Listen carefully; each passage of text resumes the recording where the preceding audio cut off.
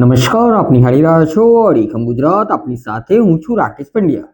મહીસાગર જિલ્લામાં બહુચર્ચિત અને લોકહિતની યોજનાને કલંકિત કરનાર રૂપિયા 123 કરોડના નલ સે જલ કૌભાંડ મામલે જિલ્લા અદાલતે સખ્ત વલણ અપનાવ્યું છે. કૌભાંડના આરોપીઓમાંના એક આરોપી અને આર્યા ઇન્ફ્રાસ્ટ્રક્ચર એજન્સીના માલિક તત્કાલીન ભાજપ જિલ્લા યુવા મોરચા પ્રમુખ ચિરાગ પટેલને જિલ્લા અદાલત તરફથી મોટો ઝટકો મળ્યો છે. ન્યાયતંત્રએ કૌભાંડની ગંભીરતાને ધ્યાનમાં રાખીને આરોપી ચિરાગ પટેલની ટર્મ જામીન અરજી ફગાવી દીધી છે. જેલવાસ ભોગવી રહેલા આરોપી ચિરાગ પટેલે કોલેજ પરીક્ષા આપવાના બહાને તેમજ બેંકમાં લોન લેવાના બહાને એમ કુલ 3 વાર ટર્મ જામીન અરજી મૂકી હતી. જોકે જિલ્લા અદાલતે એક પણ અરજી સ્વીકારી નથી અને તમામ ફગાવી દેતા આરોપીઓના તમામ હવાતિયા નિષ્ફળ ગયા છે.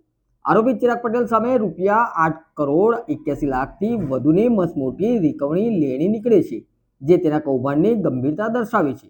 જોકે અત્યાર સુધીમાં આ કૌભાંડ સંબંધિત કુલ 14 આરોપીઓની ધરપકડ થઈ ચૂકી છે અને કોર્ટ દ્વારા અન્ય આરોપીઓની મળીને કુલ 16 જેટલી જામીન અરજીઓ નામંજૂર કરવામાં આવી છે.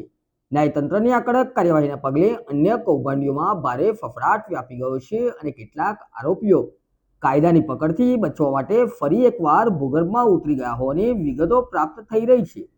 જિલ્લા વહીવટીતંત્ર અને પોલીસ દ્વારા સ્પષ્ટ કરવામાં આવ્યું છે કે જાહેર જનતાના પૈસાનો દુરુપયોગ કરનારા કોઈપણ આરોપીઓને બક્ષવામાં આવશે નહીં અને કાયદા મુજબ જ સખ્ત કાર્યવાહી કરવામાં આવશે.